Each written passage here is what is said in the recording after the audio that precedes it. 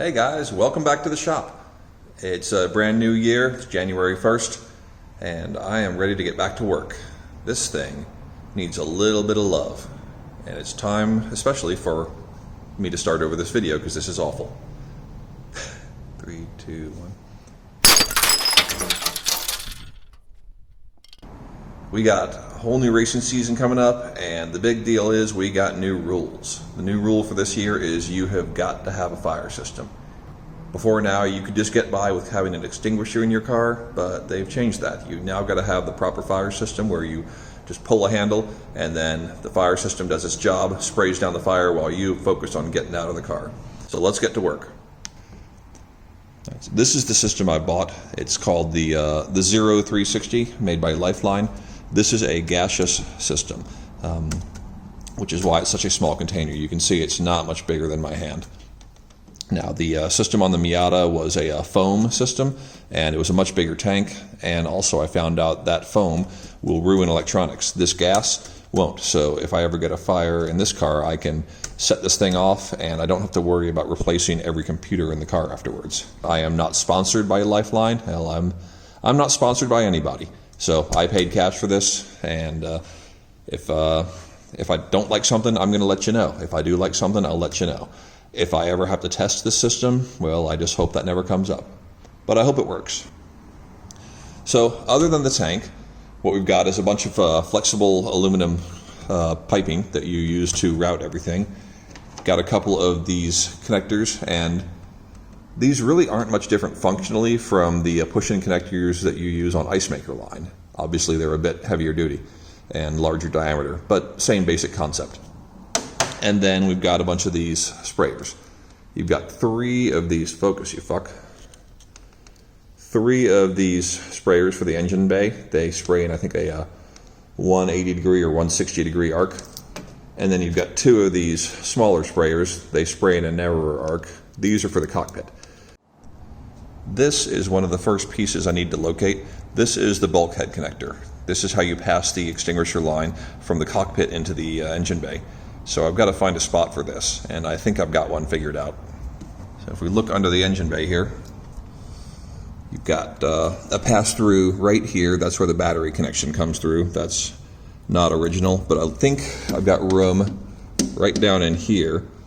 You can't see it, but room right down in here to drill a hole for this thing to pass through. So I've just got to get in there with my power drill, make a hole, and then tighten this thing up. And then I'll just build forward from there and backwards. Shouldn't be a big deal. However, my fuel lines are in the way, so they've got to get disconnected. So these are my fuel line disconnects. Both of the lines have one of these on it, just sort of a safety to keep it from popping off. Got those out of the way, and now I need to pop these. So you take this, push it in, and then in theory you just grab this and pull it on back. There we go. That worked well. These are a lot easier when you've had them apart recently. If you haven't ever had to pull these apart on your car and it's really old, definitely hit them with some spray lube. It'll help. Alright, that one's going to puke some fuel. Huh? Not really. Great. Take these off, put them away.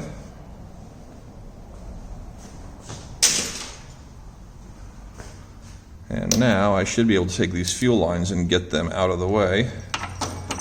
Now I've got plenty of space to get a power drill in and put a hole right about there. So it doesn't really matter exactly where this hole is as long as I can get to it. So we're going to try about there, and I'm going to start with a small hole. And I'll check and see what it looks like on the inside.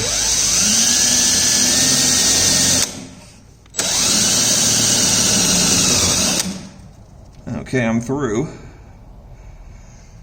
And yet I'm not. I think there's another plate behind that one.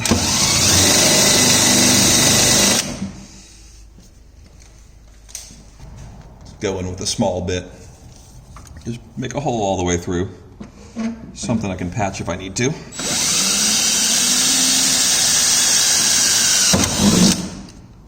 Okay, yeah, there were 2 layers. Alright, that's coming through in a great location. I'll show you in a minute. But it's just behind where the glove box used to be.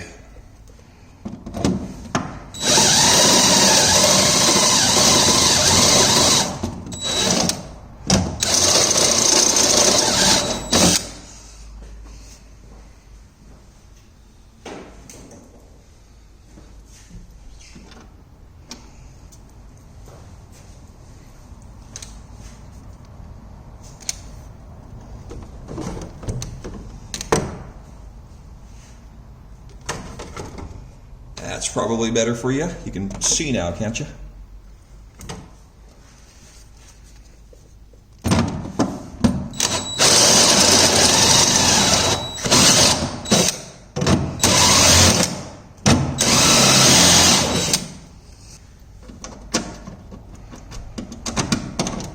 Alright.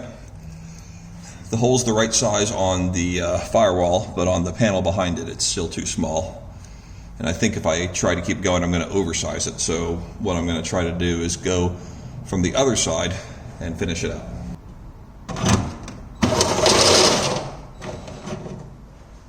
I'm going to pass it through, and then I'll put the nut on from the outside where I can get to it easier.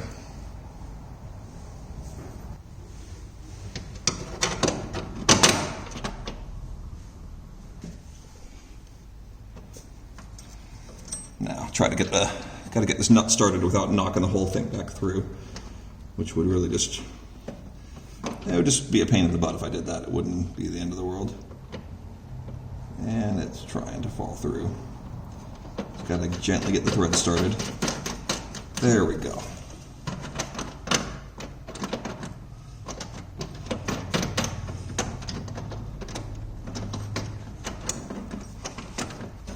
I'm sure you all can't see a thing, but you've probably seen somebody tighten a nut before.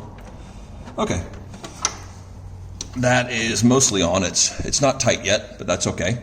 I'll tighten it down as a last step. The next thing to do is locate the 3 sprayer nozzles in the engine bay.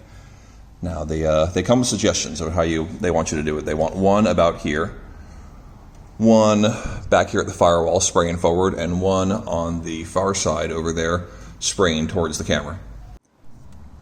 Here's a good start. You can see I've got the sprayer down there, and I've got the line that loops around, comes around the camber plate, and then comes over here. And it's still connected to the main coil of piping. I'll cut it off in a minute. Making some progress now.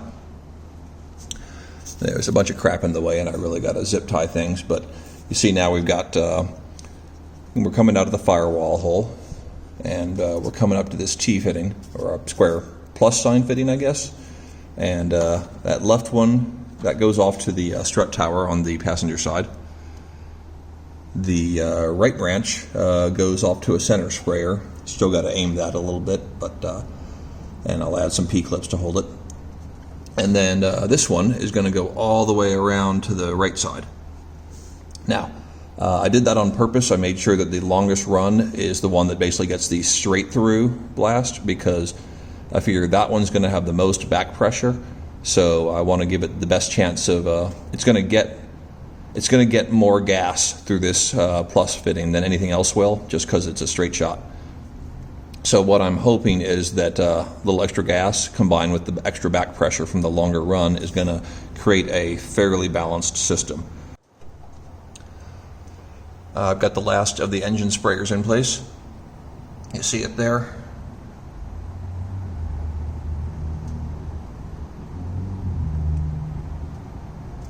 Now it ain't pretty, and I still need to secure it better, but at least I've got everything where it needs to be, so I can move on to the cockpit, and then I'll come back to this later and clean it up. With the engine bay done, the next step is to figure out where I'm going to mount this thing in the cockpit. Now, I learned some lessons from the last car I did this on. The first is that you want to make sure that you're able to reach and pull this safety pin here. See right there? You want to make sure you can pull that while you're driving the car. You're supposed to pull that before the race so that the system is armed and ready to go if you need it. But I guarantee you at some point you will be on track and you will realize that you forgot to pull the pin. So make sure it's where you can reach it. The next thing is that this thing comes with 2 triggers. You can see one of them there, that red T handle onto the end of the pull cable. That's the driver's trigger. There's also a second one that will be mounted by the passenger side window, and that's the one for the corner workers to pull. So if you're in the car and incapacitated, they can run up and they can trigger the system. You don't want it where they have to reach into the fire to get it. So you generally put it right at the back corner of a window here. And probably on the passenger side, on the theory that If the corner worker comes up and they're on the passenger side, they can trigger the system. Meanwhile, another corner worker who is on the driver's side can be focused on getting you out of the car. It allows them to work on two different tasks at once. My electrical disconnect is already over here, so it makes sense to put the fire handle here as well. And for bonus points, I should run a cable from that switch up to the same location so they can kill the power at the same time. Anyway, we've got two triggers, but we've also got a third one actually on the bottle itself. You can just squeeze that handle and set it off. That's a move of desperation, but I do like having that as an option. So the obvious solution that solves all my problems is to put it right here next to the driver's seat. It's out of my way, but I can reach down and grab it. The T-handle will go about here. So that should work out pretty well. I'll make some sort of bracket to position this conveniently. Something like that. I want to be able to pull it while I'm fully strapped into the vehicle. So, the next thing is I need mounting brackets. Now, they give you these really nice ones that come with it. You got two of these. And let's give them a try.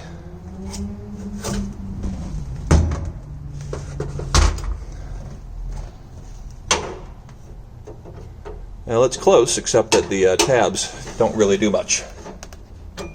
And you're supposed to run bolts through here. Well, that's not going to work. But I have a solution. Just undid that last bend, and it's actually a really good fit now. So I'm going to modify the other one the same way, and it'll go up front here, and that should work just fine. Let's do some really bad basic metal work.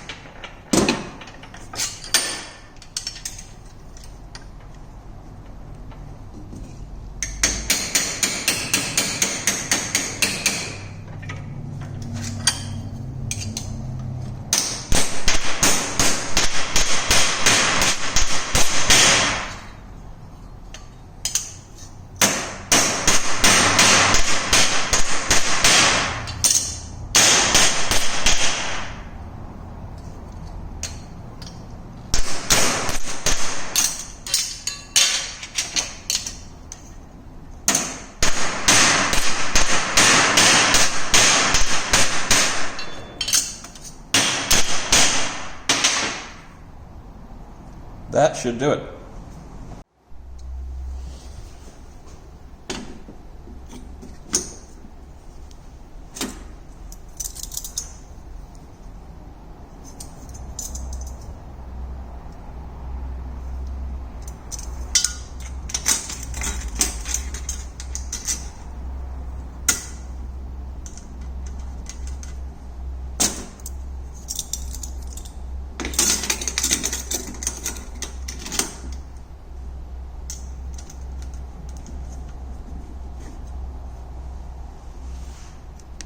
This plate I put in place to cover an opening where the parking brake cable went through.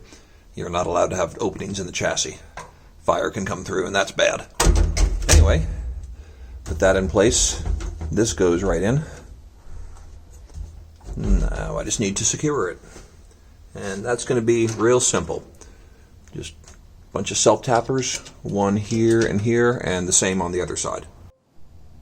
Next up, I needed a place to mount the pull cable for the corner workers to access, and there's no need to get fancy. I just got a nice thick washer, about 16 gauge or so, and I welded that into place. I'm letting it cool now, and then I'll give it a lick of spray paint, and it'll look very good. It's the next weekend, and I'm done with the fire system. Let's go over what I did. First, got the pull cable for a corner worker to activate the system. You can see when I pull on it, it tries to operate the handle. It's not triggering right now because I've got the safety pin in. Then on the side of my driver's seat, I've got another handle. That's just a straight up pull, and it does the exact same thing as the other one. I put it in that location because I wanted something that I could operate with my left or my right hand. In a bad enough wreck, the kind of wreck where you're on fire, it's possible one of your arms is going to be injured, so you want to make sure you can operate the system with either arm. Anyway, that's all done. The fire bottle's located on the center console here, and in an emergency I could even just reach down and operate it right from the bottle. But that's all good to go. The last thing I want to do later is I want to work on this kill switch. Right now, a corner worker would have to reach pretty far into the car to get that. That's a good arm's length. So I'm going to modify that to have a pull cable similar to this, and it'll sit up higher, right about here. And it's going to be very obvious to the corner worker that this is the fire system and this is the electrical cutoff. Let's take you around and let's look at the nozzles I put in. And the shop is a mess. Alright, so there are 2 cockpit nozzles, and there they are right there. So this one is actually just drilled into the body of the car, or the frame of the panel, whatever you call that piece. This one bolts onto an existing bolt hole, and I just made a little bracket for it. And so this one is kind of coming towards the driver, aiming towards the base of the seat. This one aims more towards the floorboard and also closer to the left side of the driver. Between the two of them, you should get pretty good coverage. Bear in mind that this system is a gaseous system, so it doesn't have to spray on me, it just has to get in the general area, and it's going to create a cloud of vapor, and that cloud is hopefully going to give me time to get out of the vehicle. Now, the other half of this job is to set up the extinguisher nozzles in the engine bay. All right, so here's what I've got. The 3 gold-colored nozzles are the engine nozzles. So there's one right in the back, and that sprays out over the top of the motor. Hopefully it should blanket this whole area. I can make some adjustments to it just by tweaking the bracket. Then on the either side, you've got one that again sprays out over this area, and hopefully will target the fuel rail, and then if there's enough gas built up, it will then blow down below and get into the area of the headers and the valve covers. Remember, you're pumping a bunch of gas into this area, so if you start at the top, it will work its way down because it's got nowhere else to go. Got another bracket like this on the driver's side, and these are pretty simple. They're just some flat bar from Home Depot, and drilled a couple holes, bent them, mounted them. It is important to have the nozzle mounted. You've got the hose supported, but they recommend having the nozzle mounted. You definitely don't want the nozzle at the end of a long piece of this aluminum tubing, because even though the aluminum tubing is stiff, have you ever seen a garden hose whipping around because it's got the water coming out the end, doing this number? You don't want that happening with your fire nozzles, because it means they're not gonna spray where you want them to spray. With the fire system installed, I am legal and ready to go racing. So I've got my race in 2 weeks, and I think, other than mounting some tires, I'm good to go. Thanks everybody for watching, and I'll see you in the next one.